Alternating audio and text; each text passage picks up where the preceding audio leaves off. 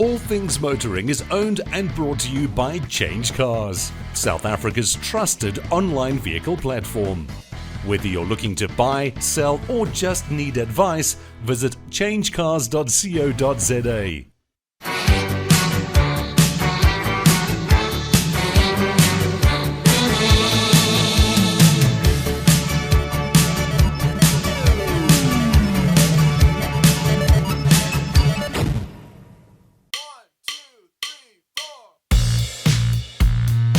So it's incredible to think that we are doing highlights of season 3.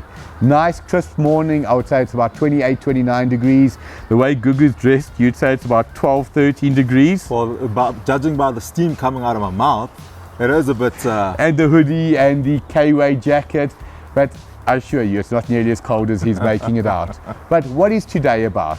Season 3, Gugu, can you actually believe that we come to the end of another season? I can't actually. When the producer told us that we'd come to the end of another season, I was like, what? Because it goes by so quickly. It goes by so quickly. For sure. So now the biggest challenge is in a season we have 30, 40 inserts. How do you choose 3, 4, 5, 6, 7, 8, 9, 10, all the way up to 30? How do you choose? If I had to say to you, every episode, am I wrong to say, is a highlight? Every episode is a highlight. So it makes it difficult to choose the highlights for the end of the season, but we had to sit down and think long and hard. And you actually came up with them. So if you take for me the highlights, what is it? Is it where we go, what we do, who we see? It's all of those. The amount of people that we meet. There's nothing better. I was in Durban 2 weeks ago, literally filming. Hi Mike, good to see you in Durban. You do not understand how heartwarming that is. So everyone who's watched the show knows that Nelson Piquet Sr., the 3-time Formula 1 world champion, is my absolute hero. If I could come back as somebody in my second life and I wasn't available, I'm going to come back as Nelson Piquet. So we're in Cape Town. What a magnificent event. Perfect day. Everybody's warm, everybody's friendly. We've spoken to the team managers. Everybody's made us feel welcome. I'm walking on the grid. I see Nelson Jr. Now, I know what he looks like because he's that I didn't know what he looked 100%. like. So thanks to you. He's a first season winner of Formula E. I've never, not once, been nervous on the show when I've interviewed anybody. And not because we're better than, not at all. It just comes naturally. People are warm and welcoming. But interviewing a celebrity, for me, was incredible. Well, it's your icon. It's one of those people for you.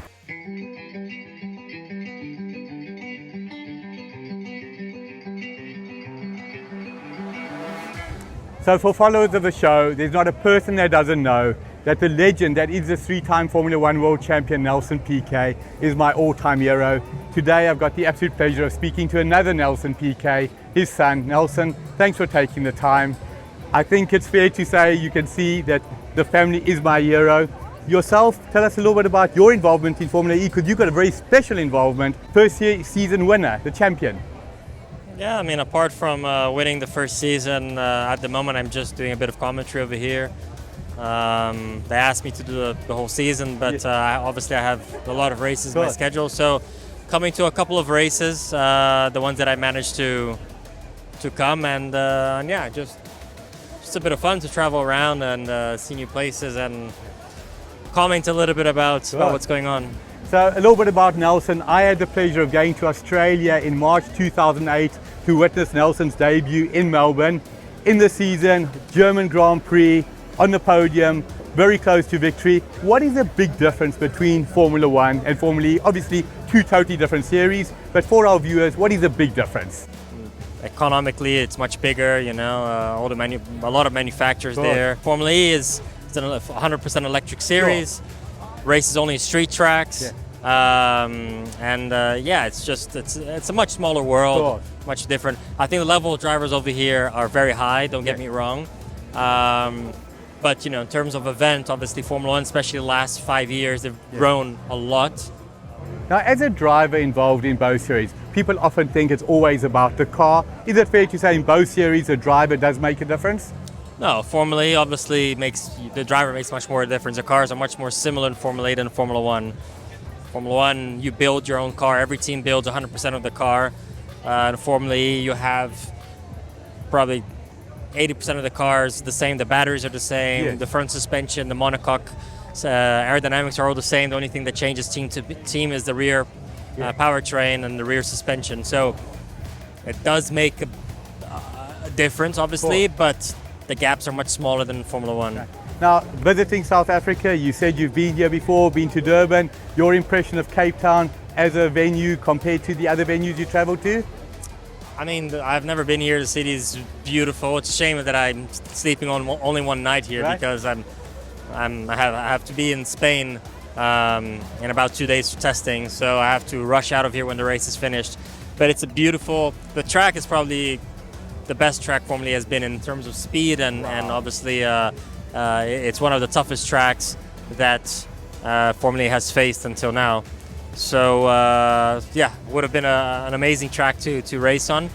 But yeah, it's going to be an exciting race soon for us to see, because it's a track you need a bit of balls over here to have the confidence to be able to be fast. So Nelson, on behalf of our viewers, thank you for taking the time to speak to us, and wishing you the very best. Take care, have fun. See you soon. This is all looking great, but looking back on everything, it feels like it was just yesterday. Absolutely. Right? Like, I was looking, beautiful weather, beautiful people, proud moment for the country. But tell me if you remember, we talk about interviews of Nelson Piquet. Who else did I interview? You interviewed the winner. You interviewed the winner of the whole eprix. I forgot his name. Correct. Who was that? Antonio Felix da Costa. Now, for me, that was most incredible. The gentleman in question, you can just see a bubbly, ebullient, outgoing, exuberant individual. I'm standing in line because there was an international press there. I was watching. 100%. The most incredible individual. And one of the things that stood out for me was I said to him, I love your personality. You can see that when you win or when you take part, you're excited. He said, why wouldn't I be? You know, I've got some friends like Max Verstappen who wins every week. It's just like another victory for him. He said, I get the most pleasure from doing what I'm doing. Absolute hero for me. Wow. Now that we've spoken about him, do you want to see the special interview that he had with me? Let's go for it. Antonio, thanks for speaking to us. Like everybody else, a huge congratulations to you and the full Porsche team. What stands out for me is your absolutely ebullient personality. You spoke in the press room and you said, did we hear you crying? Nobody heard you crying, but everybody saw you absolutely on the podium going. Incredible celebrations. My team caught it, the champagne popping in your hair, the cap being blown off. Tell us about what it's like to save a victory. It's amazing. Look, The incredible camaraderie is just also. Look, I love this. I love this because we had lunch and dinners with a few of the drivers along the week. But once the helmet goes on, we're racing each other hard, and I like that. And about the personality, look, I look some of the F1 races or other sports where people achieve incredible things and they play it down. And look, I let it all out, and I think we owe it to the fans to they would give an arm to be in our position to do what we do, and we have to give this emotion back to them. And look, I don't do it for them, but I do it because I'm like this, and I love doing it, you know. Now, so. as somebody who's watched motorsport for literally 40 years, okay, what stands out for me is exactly what you said. Most people are very reserved, they don't show their emotion. Look, you're like Daniel Ricciardo to me. Look, I love Max Verstappen, he's a good friend of mine, but when he wins 14 Grand Prix in a year, he barely celebrates anymore. And I could only believe, man, I'd be backflipping from your car, you know? So I promised myself if I win 20 races in a row, I will celebrate the 20th like the first. Well, after seeing you today, my wish is that you do win 20 races in a row. Thank you for talking to us, and good luck for the rest of the season. Thank you. After the break, Gugu gives his top highlight from Season 3.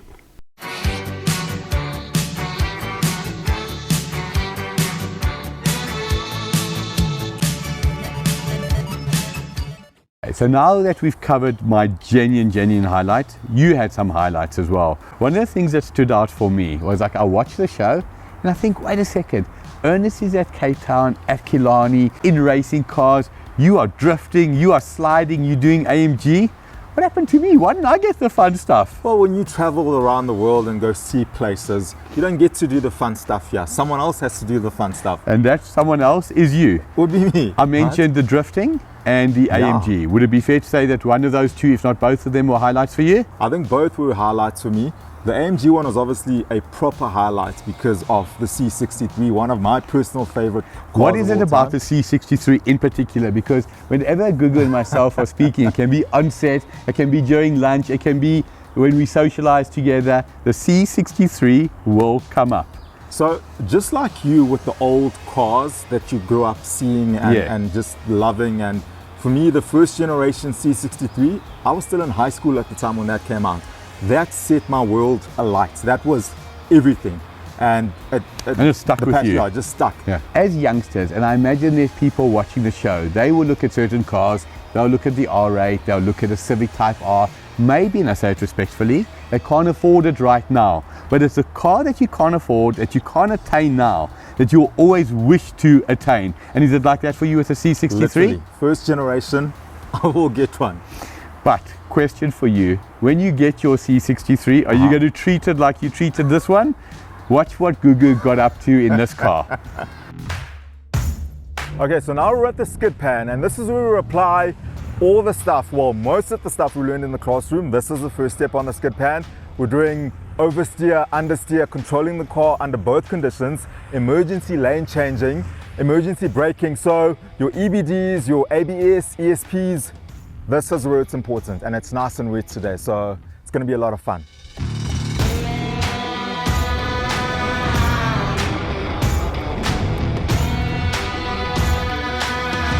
So something interesting, AMG 63 under controlled conditions, professional driver next to you, wasn't enough for you. Not enough power, not enough what? You had to go do something even more wild.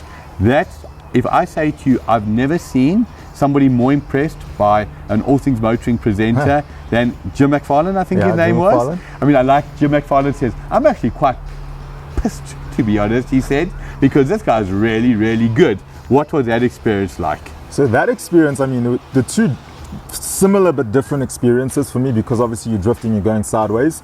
But with the excess drift guys, you get to drift in a proper drift car that's built for that, with the hydraulic handbrake. And it's a proper, engaging, authentic, you need to drive this thing, you need to make a drift. No electronics, nothing to help you. It's you and the car. You can see that. Yeah. But now when you were doing it, what for you was the best part? One, doing something that you've never done and wow, like I actually achieved it, or the actual feel of drifting? Because drifting itself must just be exhilarating. It's fun. I think it's both, right?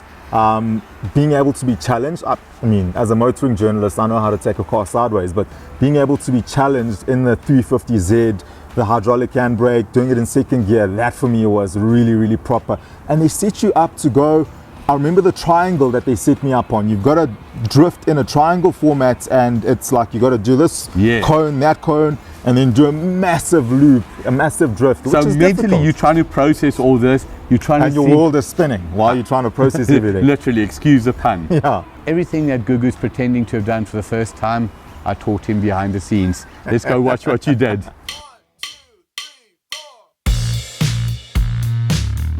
I'm standing next to Jim McFarlane, who's going to be my instructor for the day. He has won every major significant drifting competition in the country, so I'm in good hands. Jim, are you well? Well done yourself. Good. Good to meet you once again. Thank you, yes. Thanks for joining us here. It's going to be awesome. Thank you for the invitation. So, what does the day look like for me? What's on the cards? A little bit of sun, a little bit of slide. A little bit of sun, a little bit of slide. Little bit of slide, and we're gonna teach you how to put a car sideways and control it. It's drifting, right? That's drifting. To control the slide, not correct it. Not I'm in trouble, let me correct it.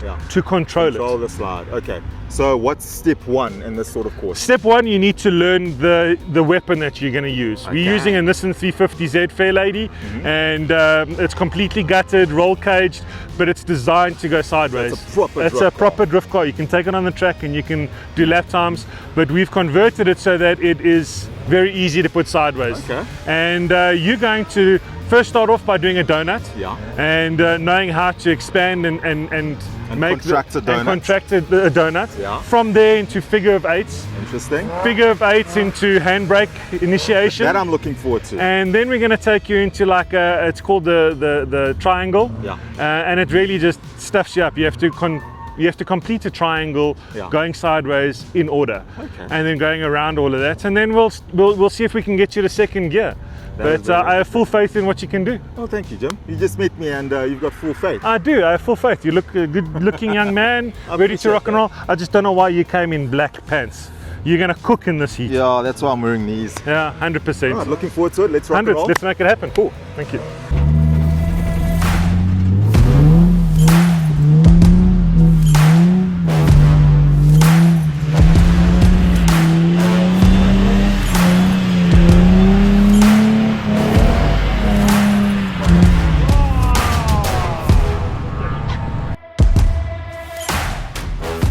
So after that intro that Jim gave, I jumped straight into the car, and there's not a lot of theory in this thing. He just puts you straight in, and the first thing I did was donuts, which, as I'm sure you will see or have seen, we did that well, and then he quickly progressed me onto figure of 8. Figure of 8, I got that, smashed it, which was good. It's a lot of fun, especially once you learn the control and the feel of the car. It's all about feel. And then he started challenging me because he felt I was getting too good. Then he made me do the triangle. So the triangle is where you do a figure of 8 with 3 triangles, and there's an order to it. So you can't just do your figure of 8. There's an order. There's 1, 2, and 3, and then you've got to do this massive drift around all 3 cones. That started getting me because firstly you've got to remember the order of the cones, which one you have to go into first, then you slide into the second one, then you slide into the third one, and then it starts getting a bit confusing. There's a lot to learn here, and obviously I hadn't done the hydraulic handbrake system. That is a V8, by the way. Jim taught me how to use this thing, but as much as I'm getting it right, there's a lot of thinking that I've got to do before I do it. You talk too much. Here's Jim. Let's get you into the car. Okay. And it's all in the handbrake technique and doing the whole handbrake thing. That's what makes it tricky. Gugu's actually pissing me off because he's actually quite good. It's annoying. He's really doing quite well. In fact, I shouldn't say quite. He's actually got some serious skills. You can see he knows how to control a car. The most important thing about this is feel, and Gugu has that feel.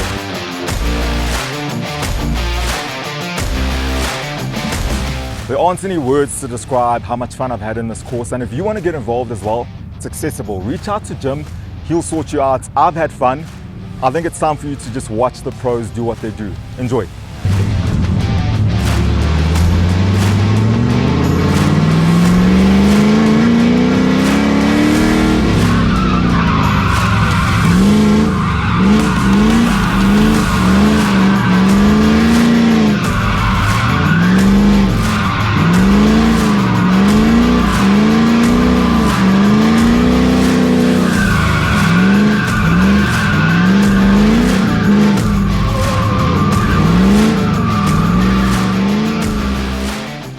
Stay tuned after the break. Ernest checks out some stunning Hondas at Kalani Raceway.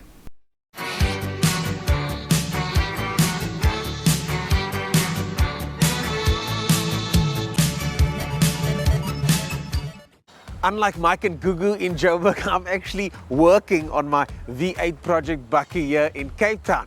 This has got a real engine in, unlike Mike's 4-cylinder Type R. Nah, I'm just kidding. I love Hondas. And that's why my favorite segment of the season is, of course, Honda Day in Cape Town. It's not just Honda enthusiasts here, it's also people from Honda themselves. Bailey and the guys have done a fantastic job to include Honda, and Honda have done a fantastic job of including Bailey. I'm with Jaco van der Merwe, area manager for Honda South Africa. Jaco, we don't normally see a marriage like this. So from the truly, this is special to see. I agree with you completely. I think Bailey and his team has done an amazing thing in a short space of time, because normally this takes, I believe, 12 months or so to plan and prepare and get off the ground. And he's approached us, and we've come to some sort of a marriage, as you say. And I think this is homage to the Honda people, the Honda lover, the Honda person, the mense daar buite, the Honda lovers. This is an homage to them. There's old generation Hondas, there's new generation Hondas, there's so much Honda love here. Yeah. It's family. You can feel family. Yeah. And this is what Honda's about. It's not just about models, it's about purebred racing, it's about stylish, it's practical, it's all of those things put together, and everything's on display here today. And it's just such an amazing event. Hats off to the guys. They've done an amazing job. Even with the weather we've got, this place is so packed. Diehards. Yeah. So when I was walking around here, I bumped into this man. I think everybody recognizes the face. This is Early B, the man himself. But the thing is, he's got a cooking show. He's got He's involved with multiple artists. Youngster, and you just did a collaboration recently. Got your own album coming out in a couple of months. Yep. But you're a petrolhead, like a real petrolhead. Regte petrol kop. Like as jy my kop gaan oopslaan, it's gonna leak some petrol. But I don't know, ethanol maybe, I don't know. As long as it doesn't catch fire. But the thing is, you racing open top cars now. Yep. You're at Honda Day. I mean, what brings you to Honda Day? Just the love for the brand firstly, because I'm a super big Honda fan. And then on the other hand, because a petrol cop drags is happening, and then also just seeing the guys and experiencing this culture on this side, you know. Yeah. Because I'm from PE originally, Yeah. so it's so groot Yeah. So big shout out to everybody that pulled this video.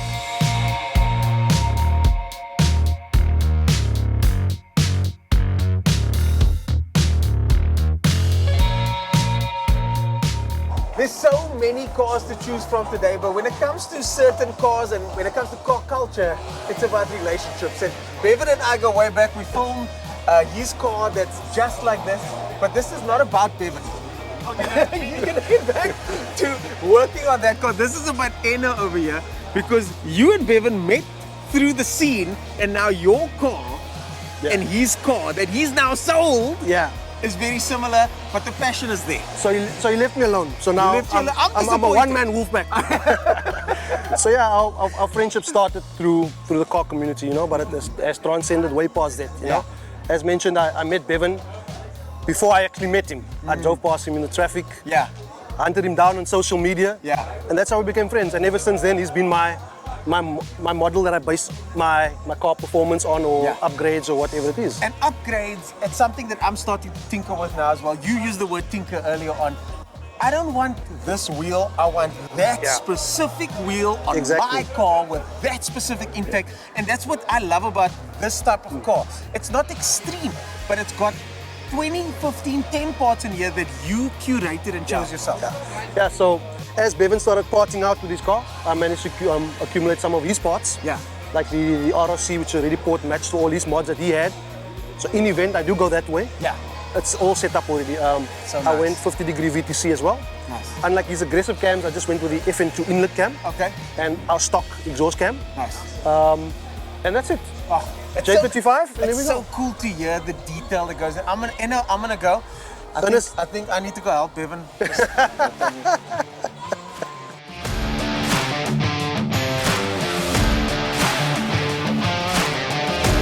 I'm chatting with Robin, and if anybody knows the words performance den, it's Cape Townians. We know performance den. This is your performance den, but why are you calling her a problem child? She's given us issues for so long. But she's behaving today. She's behaving today. Okay, nice. She's behaving today. Nice. Look, we're gonna see what happens now. But I mean, so far the track's been very slippery. Yes. And we're gonna check now as soon as the track's busy drying up now. Yeah, it's drying up. I see you've got what looks like a S2000 dash on here. What's going on? Tell me the list of mods. Short, sweet. What have you got on here? Oh, my wife doesn't see this, but okay. Yeah, so we got the K20 engine. It's got a bit of masala spice to it. It's got an EMU black tuned by GSR. And then we've got the S2000 cluster, the RRS bucket seats, and basically the BC coilovers, and that gear linkage system you got there looks very special. Yeah, no, that's the K-tune, the gear linkages. Very nice, very nice. Oh, highlights for me has got to be the S2000 dash. I mean, I own the S2000. To see those numbers rolled up like that, always awesome. Good luck out there. Let's get those times. We hope you enjoyed our first wrap-up of some of the All Things Motoring highlights. Tune in next week for some more of our favorite moments from Season 3. The All Things Motoring team now has a brand new podcast. If you're looking to know more about car finance, insurance or servicing, or if you're deciding whether to keep it or change cars, you'll find all the advice you need. Available now on YouTube or wherever you get your podcasts. So Gugu, summing up today. Qualifying and race same day. Give us the top 10 qualifying order and the top 10 race order for our viewers. 1, 2, 3, 4, 5, 6, 7, 8, 9, 10. Brilliant, that's what I thought.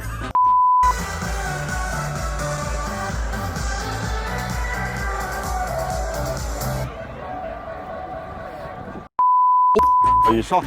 Loving it. Honestly, no, not shocked. This is absolutely superb in every way.